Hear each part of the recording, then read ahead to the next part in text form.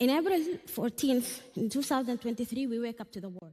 Dr. Salim Ishaq, chair of the Commission on Combating Violence Against Women, highlighted on the Oslo Forum the serious violations committed by the Rapid Support Forces against civilians, calling them unprecedented. She explained that these included looting, murder, and genocide, in addition to kidnapping, forced displacement, and systemic sexual violence against women and children, as well as the targeting of service facilities and the theft and sale of archaeological objects. In April 14th, in 2023, we wake up to the war, a dark turn in Sudan history, a reopening long wounds of the past, and a deja vu of painful history of a lot of conflicts in this country. And it's very important to say that it's not merely a two generals fighting or a power sharing or something as it had been portrayed.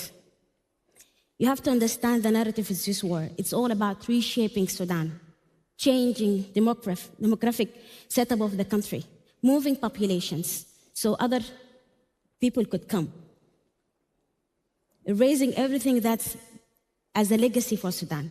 And this war is financed by regional power. UAE is financing it shamelessly, and it's actually with other counterparts from the region, supported by other also international counterparts. That people could not see that's beyond their interest with the UAE. A bunch of people could be dying in Sudan, but it's okay. Our interest is much more important. We cannot overlook that.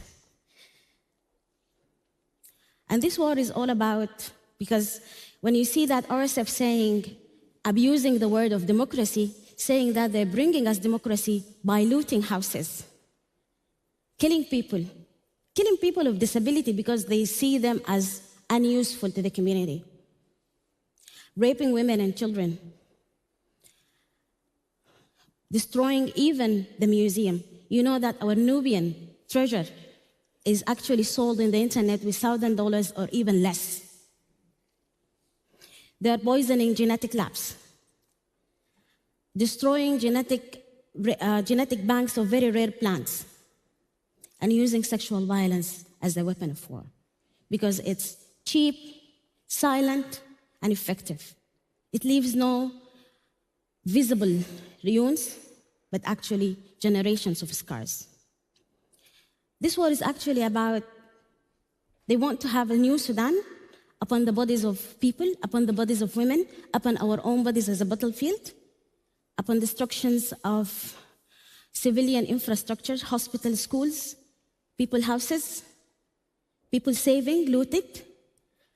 And they say they want to save us and to bring us democracy, while people like the regional power, they don't even know democracy for their whole lives.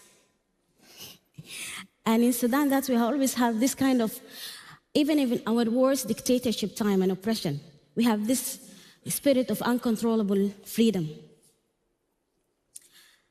And all this in the pretext of they are fighting the Muslim Brotherhoods, the Islamists, the same Muslim Brotherhood we bring down on the revolution of 2019. We won over that. We won that battle before that. And nothing could be brought actually in the bodies of people as at the battlefield. And I have been always in this fine line between being an activist and a civil servant. That's why I have these connections with people, NGOs, community-based protections, survivors, people in diaspora, everybody. The demands from us, from our outreaches and the work is actually impossible.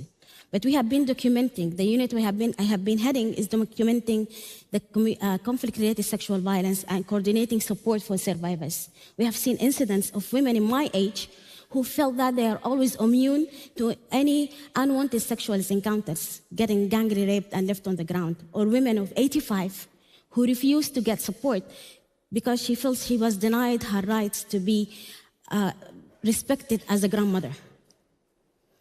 And this work brought us a lot of things, like we got direct threats, we got smear campaigns, we got character assassinations and attacks to your personal and professional integrity. But this spills away when you see the endurance of what Sudanese women and girls have been enduring Those women want to be hopeful. They want to be actively doing something for their own community and their own families. They want to be happy and immaculate.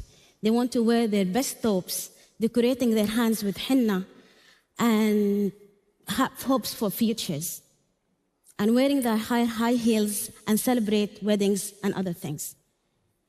And despite the heinous act of using sexual violence against them, their strength and endurance cannot be understood. It's much beyond understanding, because they carry on protecting the community cohesion in spite of everything they went through. And they don't actually have time and the luxury of the timing of feeling depressed or angry or even fearful. It's too much. They have to work and to do something for the community as well. This war will end, but the women need to rebuild. Give them small foundations, microfinance, and access to health. They will do the rest.